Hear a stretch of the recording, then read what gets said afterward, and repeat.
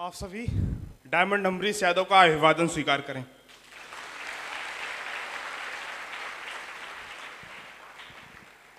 सर्वप्रथम उस परमपिता परमेश्वर को, गॉड जो डिवाइन पावर है, जिसकी वजह से हम सभी लोग उपस्थित हैं यहाँ पर, उसको मैं तहे दिल से, दिल की गहराइयों से शुक्रिया अदा करना चाहूँगा। उनकी वजह से आज सब कुछ है और हम सभी लोग यहाँ पर चल के आए। आज ये जश्न, ये मौका, ये माहौल, सब कुछ एक खुशियों का दिन।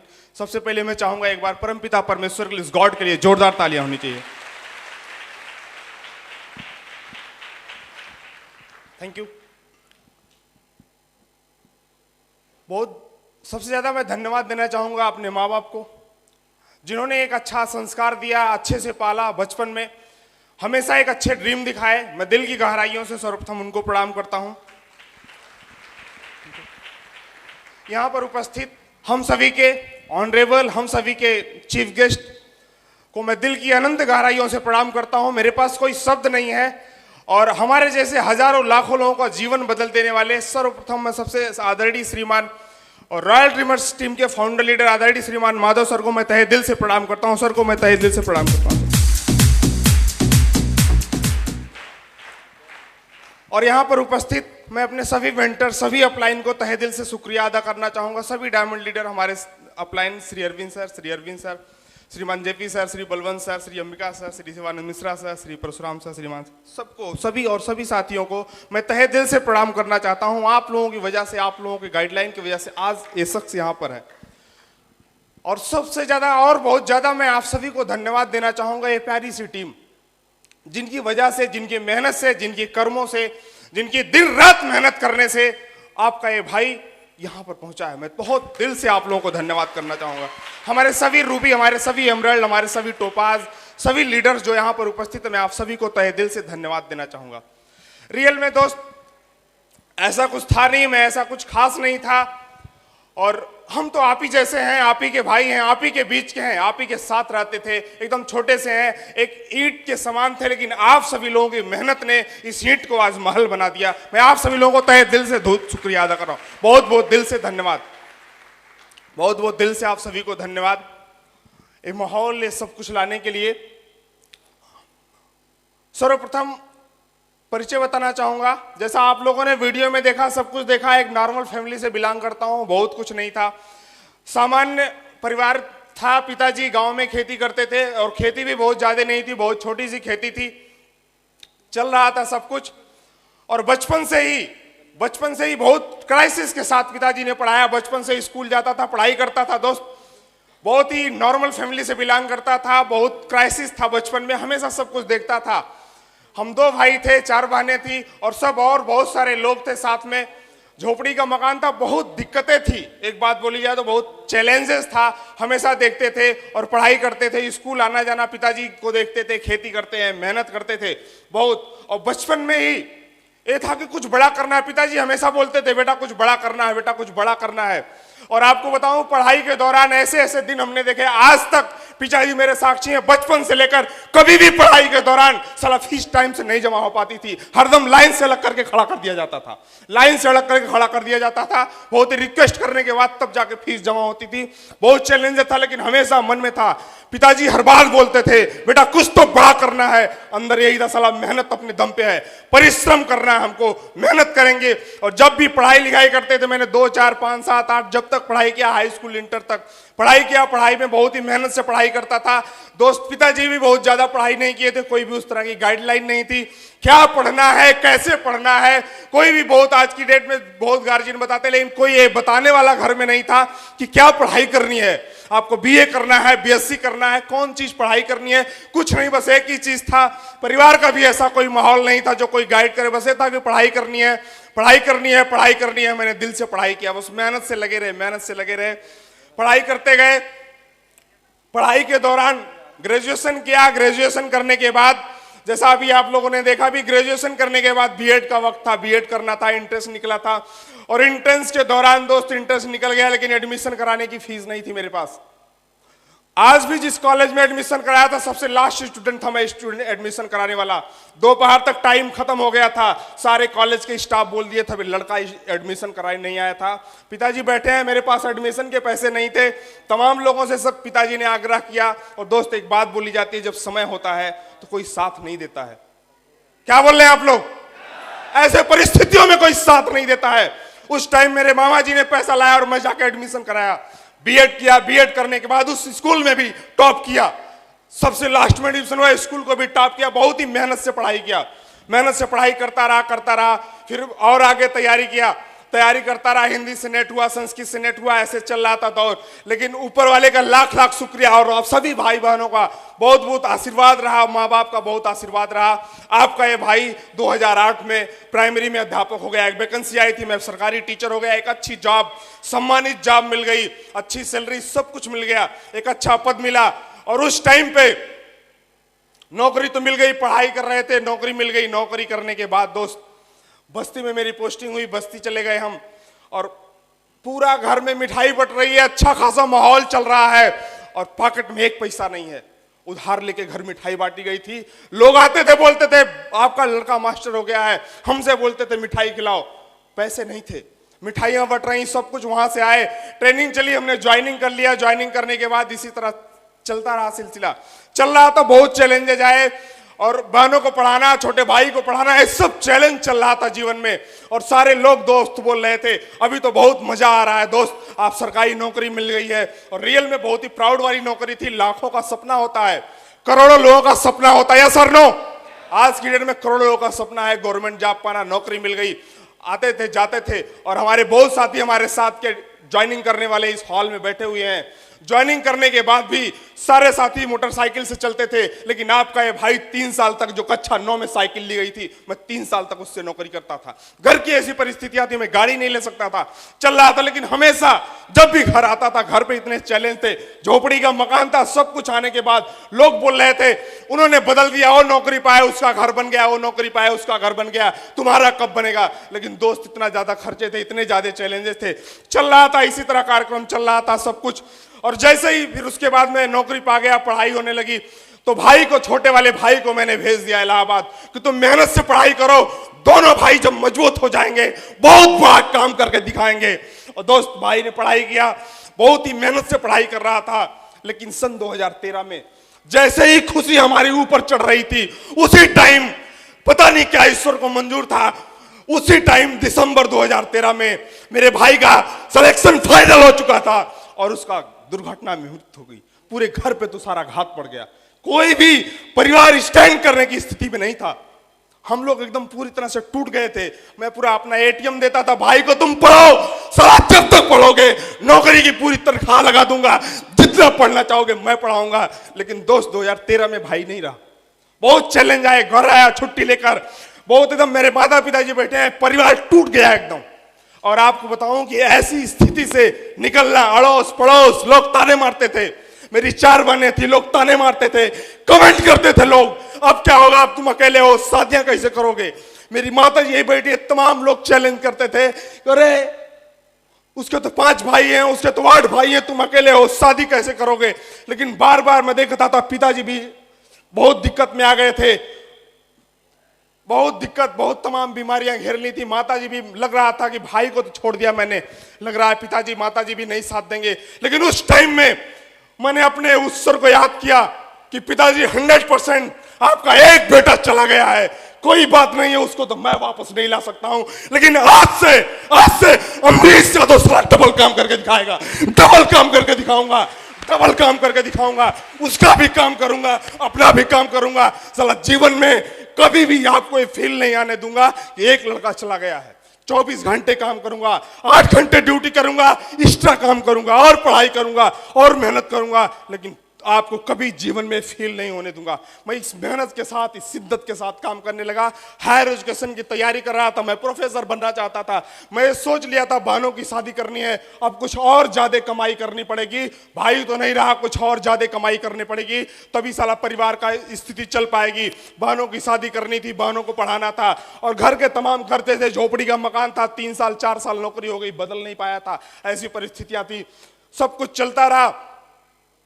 हमेशा दिल में था कि कुछ बड़ा करना है, कुछ बड़ा करना है। ऐसे चैलेंजेस के साथ जीवन चलता रहा, लेकिन एक चीज थी, दिल में कुछ तो बड़ा करना है। और एक बात बोली जाती है कि अगर आपके दिल में कुछ बड़ा करने का सपना है, कुछ बड़ा करना चाहते हैं, तो गॉड हो, परमपिता परमेश्वर हो, अल्लाह हो, ईश्वर आपको जीवन में एक मौका जरूर देता है। क्या बोलते हैं आप लोग? एक मौका जरूर देता है। अगर आपको इंसान बना के भेजा है, एक जीवन बदल देने वाला बिजनेस जिसको आपने देखकर ज्वाइन किया है, आप ज्वाइन किया, आप यहां पर उपस्थित हैं, जिस बिजनेस ने आज की डेट में आपके भाई का जीवन बदला है, जीवन बदल देने वाला बिजनेस हमको भी जैसे आप लोगों को मिलता है ऐसे मिला।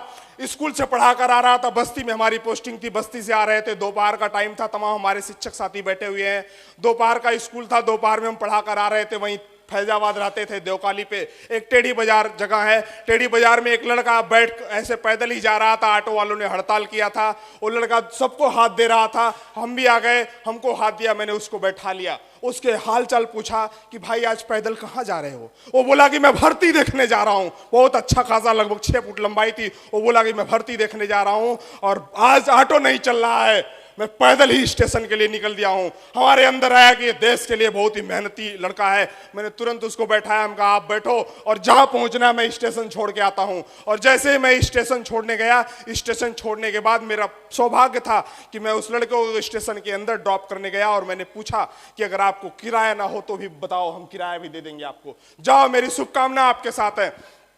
और जैसे ही मैं स्टेशन से बाहर निकल रहा था, ये जीवन बदल देने वाला बिजनेस एक अनजान व्यक्ति द्वारा, उन्होंने हमको चाबी घुमाते हुए ऐसे निकलते हुए देखा, तुरंत बोला कि क्या आप पैसा कमाना चाहते हैं? आप लोगों से पूछ रहा हूं, क्या आप कमाना चाहते हैं? क्या आप कमाना चाहते हैं? और जितना सारे लोग मिल के बोले ना, उतना सारा अकेले बोला यस, पैसा कमाना चाहता हूं, बहुत भूख है पैसा कमाने की, बहुत भूख है पैसे कमाने की, जरूरत है परिवार में पैसा की। मैंने बोला, उन्होंने बोला कि किसी दिन आप 1 घंटे का टाइम दीजिएगा, उस दिन हम आपको बताएंगे। और किसी दिन मैंने बोला कि मैं एक अध्यापक हूं और हमारे पास रविवार को टाइम मिलता है, बाकी दिन मैं ड्यूटी करता हूं, रविवार को छुट्टी होती है, रविवार को टाइम मिलता है। तो उन्होंने बोला कि ठीक है, और आप सभी लोग सेफ साहब में ज्वाइन है, आप जानते हैं कि हमारा बिजनेस कब चलता है वेनु? रविवार को। जैसे हमने उनके मुंह की बात बोल दी, उन्होंने बोला कि ठीक है सर, रविवार को 1 घंटे का टाइम दीजिएगा, दोनों भाई देखेंगे, अगर हो सकता है तो किया जाएगा। फिर हम गए, फैजाबाद में रहते थे, प्रेस क्लब एक जगह थी, प्रेस क्लब में उन्होंने बुलाया और प्रेस क्लब में हम गए, वो बुलाए थे हमको, चूंकि हम लोग शिक्षक हैं, हम टाइम से गए, पूरा स्कूल टाइम तैयार हो गए, सीधे 9 बजे हाल में पहुंच गए। और वहां देखे, जैसे ही बैठ गए वहां, तो वहां देखे एकदम फर्स्ट क्लास लोग टाई सूट लगा कर आ रहे हैं, तो हमको लगा कि ये लग रहा है कुछ कंपनी उम्पनी का मामला है क्या, लेकिन फिर भी बैठे रहे, चूंकि हमने सोचा कि कुछ ना कुछ होगा, आए हैं तो जानकारी ले। फिर प्लान चलता रहा अपना, सब कुछ आए, कोई बोल रहा है हमने कमाए, हमने वो कमाया, प्लान चला। रियल में बताऊं कि प्लान इतना इंटरेस्टेड था कि मैं हिल नहीं पाया। और फिर उसके बाद सबसे ज्यादा जब उन्होंने बोला कि यहाँ से जीवन बदला जा सकता है, लाखों रुपए कमा सकते हैं बिना कुछ लगाए हुए, मैंने सोचा कि ऐसे कैसे हो सकता है। 20 साल पढ़ाई किया, बहुत मेहनत से पढ़ाई किया, शिद्दत के साथ पढ़ाई किया हूं और 8 घंटे ड्यूटी करता हूं तो 30-35 हजार रुपए पाता हूं। ये बोल रहे हैं बिना कुछ लगाए, विश्वास नहीं हो रहा था। लेकिन उसके बाद बोल रहे थे कैसे आता है, इस चीज को बताने के लिए हमारे बीच में एक हमारे गुरुजी आ रहे हैं। और हमने बोला जब सबको सुन लिया हूं तो ये गुरुजी को भी सुनता हूं। तुरंत फिर एक लोगों का वेलकम हुआ और आज रियल में हम लोग के लिए रोल मॉडल हैं, यंगस्टर के रोल मॉडल है। मैं चाहता हूं श्री अरविंद सर के जोरदार ताली होनी चाहिए श्री अरविंद सर के लिए। आया सर ने पूरा प्लान बताया, सर अपना बताया कि देखिए मैं भी स्टूडेंट हूं, मेरा जीवन बदल रहा है। तुरंत दोस्त फिर हमने बिजनेस की शुरुआत की और शुरुआत करने का वाकया ऐसे था जैसे हमने बोला सब कुछ क्लोजिंग हुई। सर ने बोला कैसा लगा, हमने कहा बहुत अच्छा लगा, मैं करना चाहता हूं। फॉर्म साइन अप हो गया, फॉर्म साइन अप के बाद सेल की बात आई तो सेल तुरंत मेरे पास एटीएम था। श्री अरविंद सर लोग फॉलो किए, तुरंत सेल की बात आई, बोले आप मास्टर साहब हैं तो आपके पास पैसे तो होंगे। हम बोले यस सर हैं, क्योंकि एक फित्र थी, झूठ नहीं बोल सकता। मैंने यस सर हैं, लेकिन एटीएम में है। उन्होंने तुरंत एक आदमी को भेजा, हमारे सीनियर में थे, उनको भेजा, बोला कि जाइए एटीएम से पैसा निकाल कर आइए। मैं 2 सूट का पैकेज लिया था, बहुत ही अच्छा लगा हमको, रेमंड का सूट, 7,872 रुपए का सूट का पैकेज था। मेरे एटीएम से 8,000 रुपए निकाले और शेष पैसा जो बचा था उन्होंने उसी एटीएम पे, पंजाब नेशनल बैंक का एटीएम है, उसी एटीएम पे उन्होंने हमको 28 रुपया बचा हुआ सर दिया। और पैसा हमको देने के बाद मेरा 7,872 रुपए लेकर और हमको जो डीडी लेने गए थे वो मोटरसाइकिल में बैठे और हमको वहीं छोड़ के चले गए। मेरी मोटरसाइकिल वेन्यू पर है, हम वहीं अकेले सोचे और मन में यह था कि लग रहा है पैसा भी डूब गया और ये लड़का भी चला गया। और तब तक हमारे अपलाइन जो हमको कॉल किए थे उनका फोन भी स्विच ऑफ था। रीजन ये था कि हमारे वेन्यू में बोल दिया जाता है फोन स्विच ऑफ रखिए। हमको लगा कि हम पूरी तरह से डूब गए, लेकिन फिर कुछ देर लगातार प्रयास करते रहे तो फोन लग गया। उन्होंने बोला कोई बात नहीं है, जल गलती से चले आए सर, आप मेरा विश्वास करिए। ये तुरंत जा रहे, फिर आए, फिर उसके बाद हमने ज्वाइन कर लिया। और ज्वाइन करके मैं 12 बजे रूम पे पहुंचा। डेली का रूटीन था 12 बजे जाके, संडे के दिन हम कहीं घूमने चले जाते थे या तो सो जाते थे। लेकिन उस दिन चूंकि प्लान देखा था, जीवन बदलने की बात देखी थी, तो जाने के बाद हरदम यही सोच रहे थे कि अगर इतना पैसा आएगा तो क्या करेंगे, बहन की शादी हो जाएगी, ये हो जाएगा, घर बन जाएगा, सपने पूरे हो जाएंगे, पार्ट टाइम ऐसे करेंगे। ये सब करते करते करते करते 4 बज गया। और जैसे ही 4 बजने ही वाला था, तुरंत मोबाइल पे घंटी बजी तो श्री अरविंद सर का फोन आया। उन्होंने बोला कि मैं आपसे मिलना चाहता हूं। उन्होंने बोला तो बहुत सौभाग्य की बात है, जो सबके महागुरु हैं वो मिलने चाहते हैं। सर ने आया, सर बताए कि पूरा FIM किया मेरा। इन्होंने एक एक चीजें बताया, प्रगति सूत्र बुक के बारे में पूरा बताया। सर आधे घंटे 1 घंटे बैठ के मेरा पूरा FIM किए, और उसी FIM के समय प्रगति सूत्र बुक दिए, और इतना ज्यादा प्रमोट करके दिए। हमारे उस टाइम में PhD कर रहा था, और तमाम सारी किताबें रखी हुई थी, हिंदी और संस्कृत साहित्य की पूरी अलमारी भरी हुई थी। 300 से ज्यादा किताबें हमारी अलमारी में थी। सर ने बोला अच्छा मास्टर साहब, मैं आपसे जानना चाहता हूं, इतनी सारी किताबें पढ़ लोगे तो आप क्या पाओगे? हमने बोला सर मैं प्रोफेसर बनना चाहता हूं, ऐसे हमारी इनकम होगी, हम लाखों रुपए सैलरी पाएंगे। उन्होंने प्रगति सूत्र बुक को निकाला, बोला कि ये बुक है, ये हमारे यूनिवर्सिटी की बुक है, हमारी यूनिवर्सिटी की बुक है, हमारी यूनिवर्सिटी के बारे में जानते हैं? हमने बोला नहीं सर, आपकी यूनिवर्सिटी के बारे में तो नहीं जानते हैं। सर ने बोला हमारी यूनिवर्सिटी रॉयल ड्रीमर्स यूनिवर्सिटी है, रॉयल ड्रीमर्स यूनिवर्सिटी है, इसमें एडमिशन कराओ। 4 साल बाद बाहर की यूनिवर्सिटी में एडमिशन कराते हो, 4 साल बाद सर आप बेरोजगारी का फॉर्म भरते हो, इस रॉयल ड्रीमर्स यूनिवर्सिटी में एडमिशन कराओ, 4 साल बाद नौकरी देने वाला बन जाओगे, जॉब देने वाला बन जाओगे, करोड़ रुपए कमाओगे।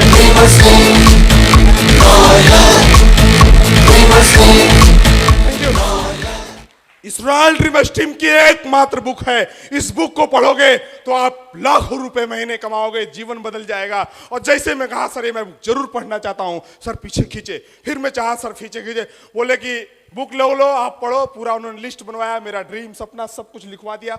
उसके बाद से आपको मैं आज मंच के माध्यम से बताना चाहता हूं, सर पूरा FIM करते समय 6 बज गया था, और 6 बजे के बाद रात के 2:30 बजे तक मैं उस पूरी बुक के 88 पेज को पढ़ डाला।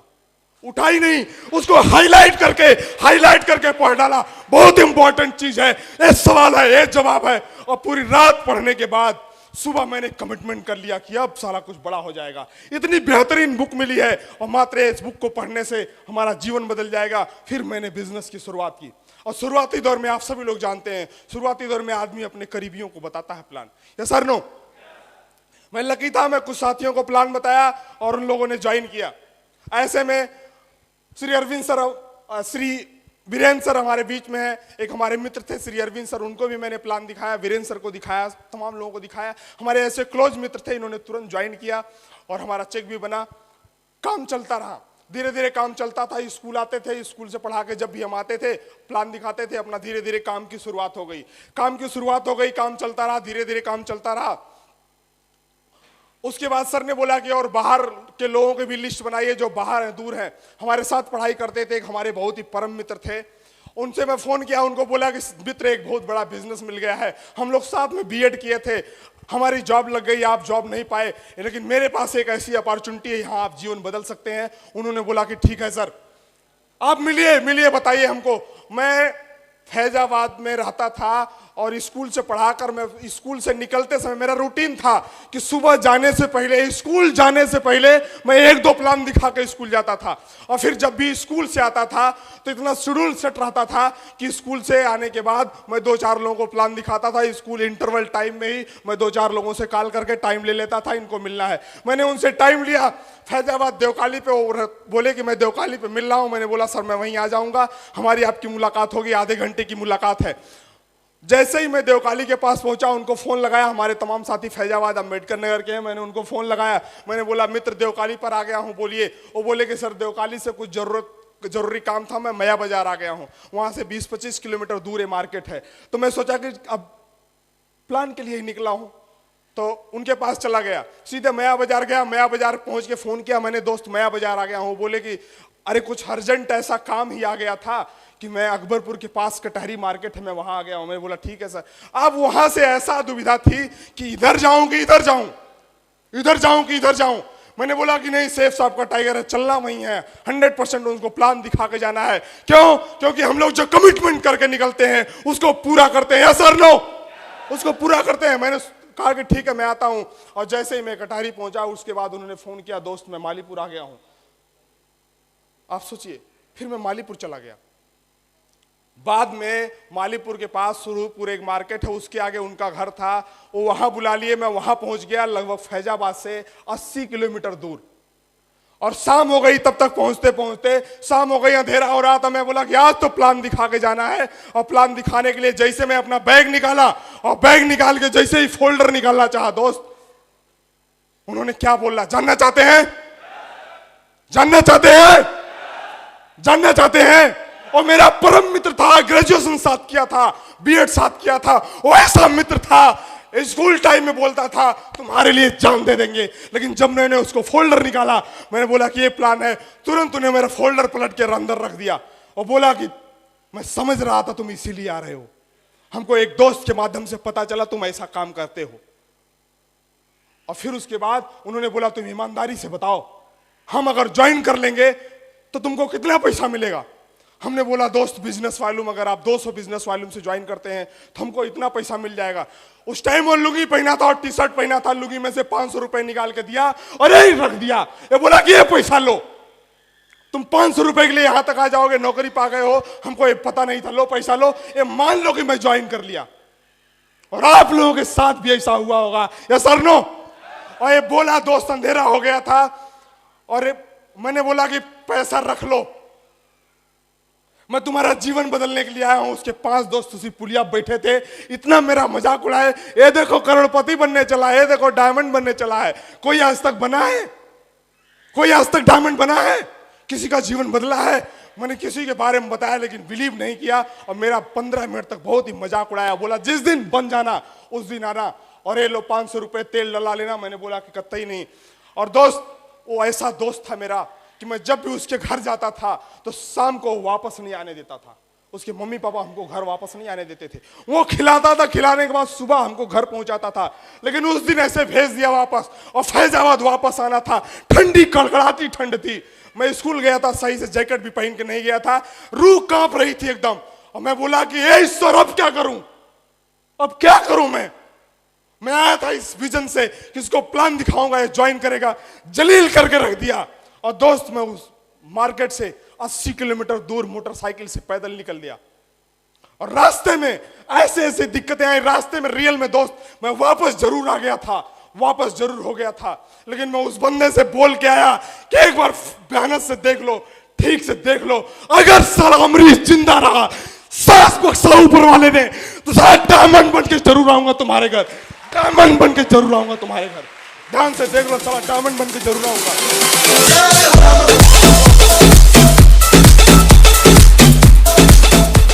Thank you.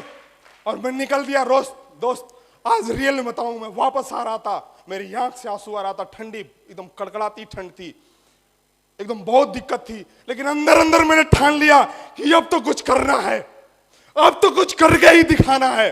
और ऐसे ही मौके होते हैं, ऐसे मौके होते हैं डिसीजन लेने के। Yes sir no? मैंने ठान लिया कि 100% करना है, डायमंड बन के ही दिखाना है इस बंदे को। ऐसे रीजन मिलते रहे, बहुत सारे लोग आए, बहुत साथी मजाक उड़ाए।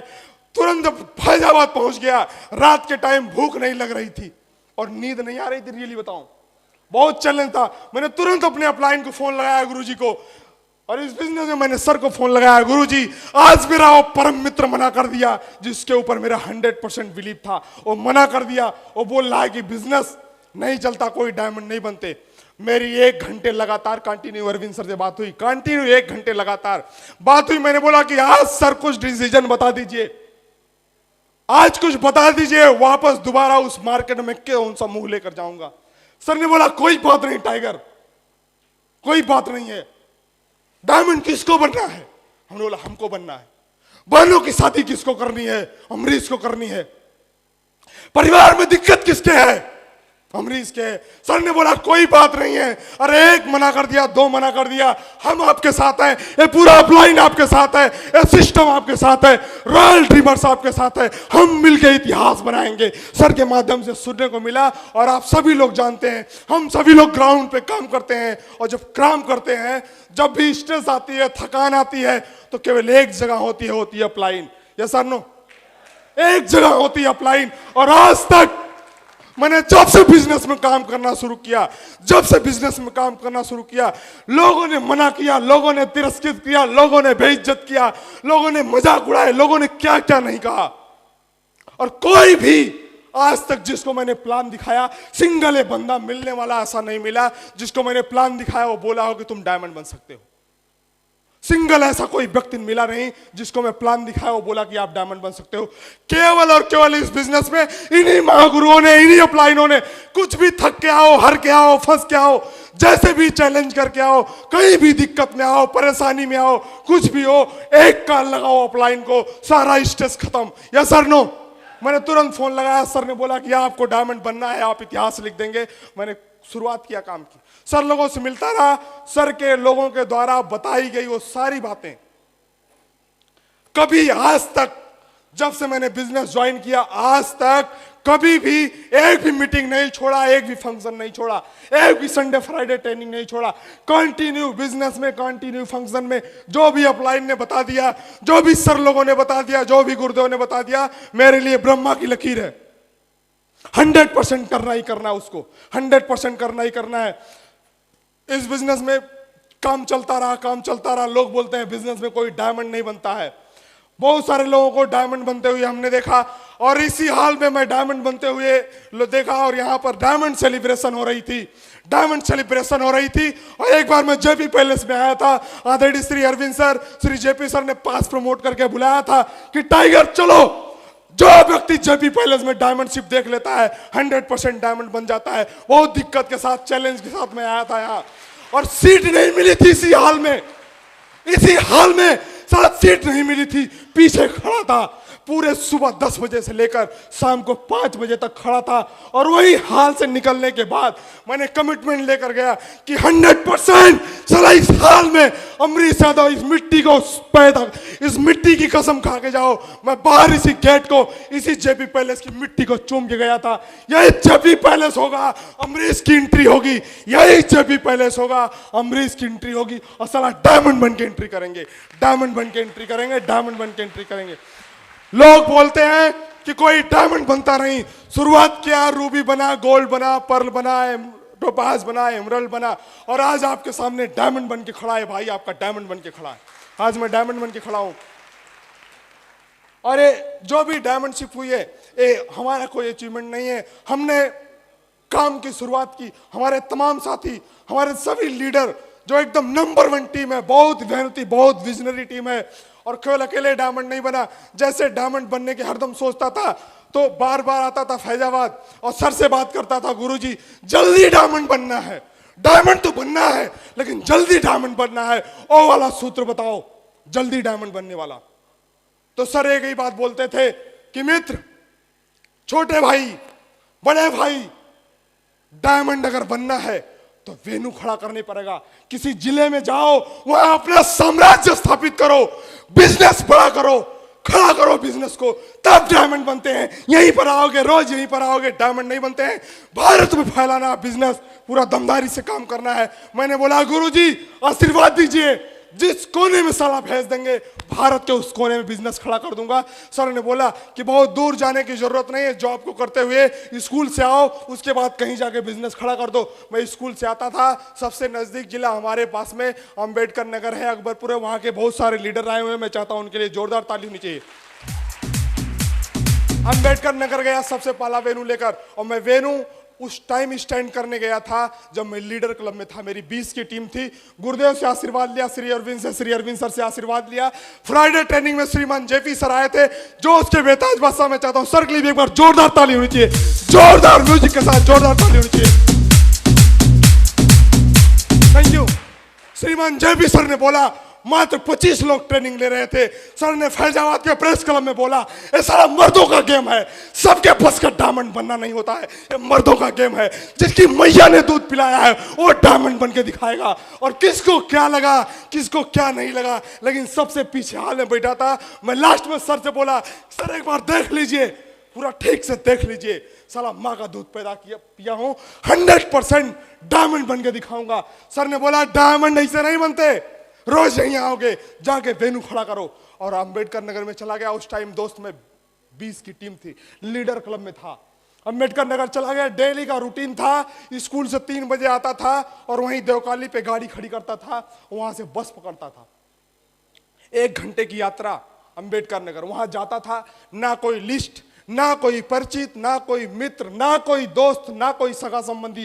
अंबेडकर नगर में केवल एक ही दोस्त था, उन्होंने बहुत बेइज्जत करके पहले ही मना कर दिया था।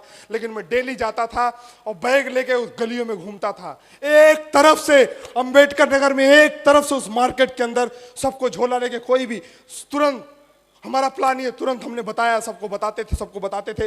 और 3 महीने लगातार मैंने वेन्यू चलाया, हर संडे, हर फ्राइडे ट्रेनिंग। और वेन्यू जाके खूब धुआंधार तरीके से, एक लोग बैठते थे। पूरे 6 दिन काम करने के बाद गुरुदेव एक गेस्ट आता था, वहीं में मैं वेन्यू खड़ा करता था, उसी एक को बैठा के, और एक छोटा सा हाल लिया था। मैं बोलता था एक दिन इतिहास बन जाएगा, अंबेडकर नगर की धरती से इतिहास बना देंगे। फिर आते थे। ऐसे करते करते 3 महीने के बाद एक व्यक्ति ज्वाइन हुआ। उस वेन्यू में 3 महीने मेहनत करने के बाद एक व्यक्ति ज्वाइन हुआ। फिर उनको बैठा के हमने प्लान की शुरुआत की, चलो फ्राइडे ट्रेनिंग करते हैं। वो एंकरिंग करते थे, मैं ट्रेनिंग देता था, खाली 2 ही लोग बैठते थे वेन्यू में। गुरुदेव वो व्यक्ति आता था हमारे बीच में, गुरुजी आ रहे हैं, और मैं जाता था, ट्रेनिंग करता था और एक बात बोलता था, एक दिन इतिहास बनाएंगे, बहुत बड़ा काम करके दिखाएंगे। कार्यक्रम चलता रहा। 2-3 महीने बाद 1-2 लोग और ज्वाइन हुए। हमारा मेन ही लीडर आके हमसे बोला कि सर देखिए, अब हम काम नहीं करेंगे। फ्राइडे ट्रेनिंग थी, फ्राइडे ट्रेनिंग के दिन हमने बोला इस बार गेस्ट इनवाइट करो, इस बार साला धुआं उड़ा देंगे। और वो बोला कि रोडवेज पर लाके छोड़ते थे, रोडवेज पे छोड़ के बोले, गुरुजी ऐसा है कि अगले संडे को हम खुद नहीं आएंगे। आप सोचिए, आप हंस रहे हैं, आप भी हंस रहे हैं और आज मैं भी हंस रहा हूं। आप सोचिए, जिस आदमी का केवल एक लीडर हो और वो भी आके आपके सामने बोले कि गुरुजी अब कल से हम नहीं आएंगे, दिल पे क्या गुजरती है, आप फील करके देखिए। रोडवेज लगी थी अकबरपुर में बस, वहां एक बाटी चोखा की दुकान है, मैं वहीं बैठ के फोल्डर, लैपटॉप, प्रोजेक्टर, 2 झोला लेके अकेले चलता था। वहां बैठ के एकदम पूरी तरह से पता ही नहीं था अब क्या करें, अंधेरा छा गया एकदम, अब क्या करें। इसी के भरोसे हमने बिजनेस स्टैंड करना था। सर को मैं कमिटमेंट देकर आया था कि मैं 100% इतिहास बनाऊंगा। आज एक ही लीडर और ये भी मना कर दिया हमको। फिर मैं वहीं से फोन किया, गुरुजी अब क्या करें। वो बोले कि यही तो टाइम होता है, अपलाइन को जब भी फोन करो, किसी भी चैलेंज का फोन करो, दुनिया में एकमात्र चीज है वो अपलाइन। मैं तो मानता हूं कि किसी भी समस्या का अगर आपको सलूशन चाहिए तो बस ये अपलाइन। Yes sir, no. मैंने बोला सर अब क्या करें, अब क्या करें। सर ने बोला यही तो टाइम होता है, ऐसे टाइम में पता चलता है कि जिगरा क्या है आपके अंदर, दम क्या है आपके अंदर, ऐसे टाइम में ही पता चलता है। और ऐसे टाइम जब आते हैं तो जो सुरमा होते हैं, जो पीर होते हैं, वो दम दिखाते हैं, और जो भगोड़े होते हैं वो दुम दिखा देते हैं। ऐसा टाइम आ गया है। अब बोलिए आप क्या करना चाहते हैं। हमने बोला सर 100% बड़ा काम करेंगे। श्रीमान अरविंद सर ने बोला कि सर कोई बात नहीं है, उसी अंबेडकर नगर में सारा बड़ा काम करके दिखाया जाएगा। मैं फिर एक बार अंबेडकर नगर में धरती को चूमा। हमने कहा सारा इसी अंबेडकर नगर में एक दिन बड़ा काम करके दिखाऊंगा। न सुनने वाला कोई था, रात का टाइम था, कोई सुनने वाला नहीं था। फ्राइडे ट्रेनिंग हो गई थी, रात हो गई थी, कोई सुनने वाला नहीं था रोड बेस पे। लेकिन मैंने वहीं बोला कि अंबेडकर नगर में सारा बड़ा काम करके दिखाएंगे। गुरुदेव आज आप लोगों के आशीर्वाद से उसी अंबेडकर नगर से हमारा एक बब्बर से डायमंड बन के बैठा है श्री अशोक यादव जी। उसी अंबेडकर नगर से एक डायमंड खड़ा किया हमने, उसी अंबेडकर नगर से एक डायमंड हमारे बीच में। कारवां चलता रहा, सब कुछ चलता रहा। फिर वहां अकबरपुर में वेन्यू स्टैंड हो गया। सर ने बोला और आगे बढ़ो, और आगे बढ़ो। फिर हम ट्रांसफर करा लिया आजमगढ़। आजमगढ़ में बिजनेस की शुरुआत किए और आजमगढ़ में हमारे परम मित्र श्री वीरेंद्र यादव जी जो पहले से ज्वाइन थे, उनके माध्यम से हम 2 लोग थे, हम लोगों ने उन लोगों के माध्यम से बिजनेस की शुरुआत की। हम दोनों लोग शिक्षक थे, शुरुआत किया हम लोगों ने मिलके और आजमगढ़ में भी बहुत दमदारी से काम हुआ। और आजमगढ़ की टीम ने श्री प्रमोद पाल, श्री अजय सर, श्री कमलनाथ सिंधिया जी, ऐसे दमदार बहुत सारे लीडर्स आए जिन्होंने पूरा इतिहास बदल दिया। आजमगढ़ में जब हम लोग काम करने जाते थे, सबसे पहली बार मैं जब आजमगढ़ में प्लान दिखाने गया था, उन्होंने बोला कि आजमगढ़ में कब से प्लान कर रहे हो? मैंने बोला कि अभी दोस्त ट्रांसफर में आया हूँ, मैं पहली बार आपको ही दिखा रहा हूँ। वहाँ एक सिधारी मार्केट है, सिधारी में सर मैं प्लान दिखा रहा था। वो बोला कि तुम कब से डायरेक्ट सेलिंग करते हो, क्या करते हो? मैंने बोला मैं सेफ साफ करता हूँ और 1 साल से करता हूँ। वो बोला कि लग रहा है आजमगढ़ में पहली बार प्लान दिखाने आए हो। बोला नहीं, ऐसा तो नहीं है। फिर उन्होंने बोला नहीं, पहली बार इतने कॉन्फिडेंस से प्लान दिखाते हो, यहाँ कोई सक्सेस वक्सेस होता नहीं है। ऐसी बहुत कंपनियां आई, बहुत चली गई, तमाम चीजें बताए। उन्होंने बोला कि बाहर काम कर लेना आसान होता है, घर पे काम करना बहुत कठिन होता है। आजमगढ़ के हो, बाहर ही काम करो ताकि बाहर से आ जाओ, घर पे कोई दिक्कत ना हो, घर में कोई नहीं काम करता है। और उस टाइम हमने उस व्यक्ति को भी बोला कि आप ध्यान से देख लो, इसी आजमगढ़ में काम करके खुद डायमंड तो बनूंगा, डायमंडों की लाइन लगा देंगे आजमगढ़ में, डायमंडों की लाइन लगा देंगे, लाइन लगा देंगे डायमंडों की। काम की शुरुआत की, वहां भी काम हुआ, धीरे धीरे रूबी बने और आगे काम चला और डायमंड बन गए। और डायमंड बने, एक बनना हजारों लाखों लोगों का सपना होता है, यस और नो? और जब से शुरुआत किया था तब से एक ही चीज थी, एक ट्रॉफी हमको चाहिए, एक ट्रॉफी हमको चाहिए, एक ट्रॉफी हमको चाहिए। बचपन से यही चाहत थी, जब से इस बिजनेस में पैदा हुए, जब इस बिजनेस में मेरा बचपना था, तब से मैं इसी लक्ष्य के लिए काम किया था। एक दिन तो 100% डायमंड बनना है, इसमें आना है। और जब भी चैलेंज आते थे, जब भी मैं मोटिवेट होता था, तभी मैं एक ही चीज देखता था, आदरणीय श्रीमान माधव सर की वीडियो देखता था। और आज की डेट में आदरणीय श्रीमान माधव सर, आदरणीय श्रीमान परशुराम सर की बड़ी बड़ी फोटो लगा के मैं डेली सुबह उठ जगता हूं तो एक बार देखता हूं कि ऐसे बनना है, सर के जैसे बनना है, सर भी शिक्षा विभाग से हैं, ऐसे बनना है। और कंटिन्यू शुरुआत करते रहे, कंटिन्यू शुरुआत करते रहे, चलते रहे, आज यहाँ पर है। और दोस्तों आज की डेट में बात बोलूं, यहाँ तक पहुंच गए हैं। और आप लोगों ने, बहुत सारे भाई, बहुत बने, आप लोग भी आज यहाँ पर देख के, आप लोगों ने भी किसी कोने में सोच के, आपने भी एक कमिटमेंट किया होगा हम भी डायमंड बनेंगे, yes sir no? Yes sir no? आपने भी कमिटमेंट किया होगा। तो 100% मैं आज यहाँ पर पहुंच के इस बात को विश्वास दिलाता हूं कि आप भी डायमंड बन सकते हैं, आप भी 100% डायमंड बन सकते हैं। और बाकी जगह से आसान काम है, सब कामों से आसान काम है डायमंड बनना। आप भी डायमंड बन सकते हैं। और डायमंड बनने के लिए जब भी चैलेंज आता था, सर की एक कहानी, श्रीमान माधव सर की एक कहानी हमेशा याद आती थी, आज भी हमेशा मैं उसको सुनता रहता हूं। सर बोलते थे कि जब भी एक चट्टान होती है, चट्टान से पत्थर निकाले जाते हैं, वो पत्थर जब वहां से निकलता है तो सारे पत्थर एक साथ निकलते हैं।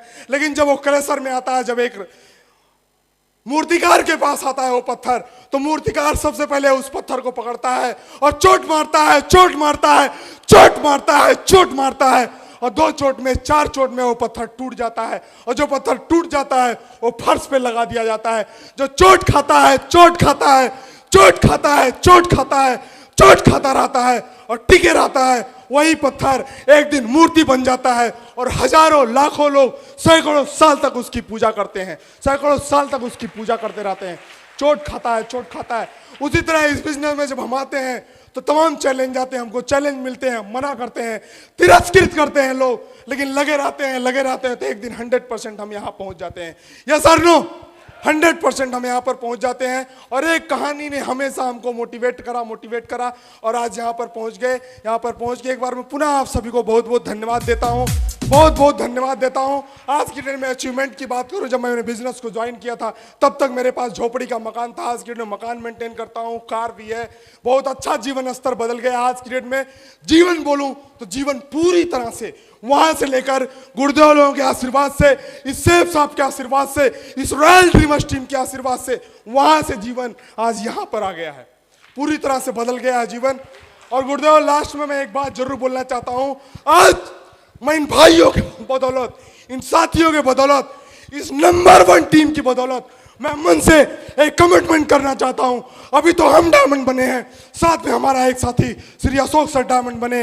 इसी दिसंबर 2022 तक 100% साथ में 6 डायमंड खड़े होंगे, 6 डायमंड खड़े होंगे, 6 डायमंड खड़े होंगे, 6 डायमंड खड़े होंगे। Thank you. और गुरुदेव फिर मैं इस मन से कमिटमेंट करना चाहता हूं, आम काम करने के लिए, नॉर्मल काम करने के लिए अमरीश पैदा नहीं हुए हैं, सामान्य काम करने के लिए अमरीश पैदा नहीं हुए। बहुत बड़ा इतिहास बनाना है इस डायरेक्ट सेलिंग इंडस्ट्री के अंदर, इस डायरेक्ट सेलिंग इंडस्ट्री के अंदर बहुत बड़ा नाम कमाना है। हमारे श्रीमान आदरडी श्रीमान परशुराम सर, श्रीमान माधव सर, ऐसे बनना है सर।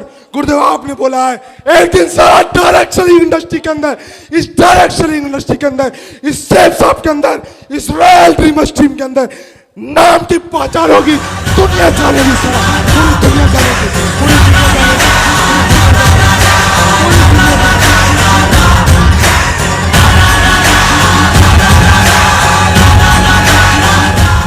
Thank you. एक दिन इतना बड़ा काम कर रहा है उसी मिशन के साथ, और जो भी भाई बहन साथ में आए हैं, जो भी आप यहाँ पर बैठे हैं, 100% आप साथ दीजिए।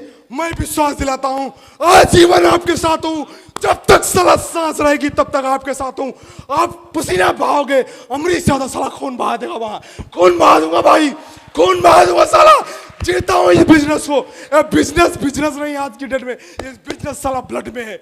ये बिजनेस मेरा, जैसे सुबह जागता हूँ, एक बिजनेस सारा सांसों में है, एक जीवन में है बिजनेस। आप सभी भाई बहन इस भाई पे बिलीव किए हैं, सारा खून का कतरा कतरा निपाट दूंगा, कतरा बुझा दूंगा। एक एक भाई बहन को साला इस मन से लाऊंगा। आज सभी भाइयों के सामने, अपने गुरुदेव के सामने अमरीश यादव सारा कमिटमेंट लेता है, 100% आपको इस मंच तक लाऊंगा, ये मेरा कमिटमेंट है। Thank you. आप सभी लोगों को पुनः मैं एक बार बहुत बहुत धन्यवाद करता हूँ, बहुत बहुत धन्यवाद करता हूँ, बहुत बहुत धन्यवाद करता हूँ, बहुत बहुत धन्यवाद।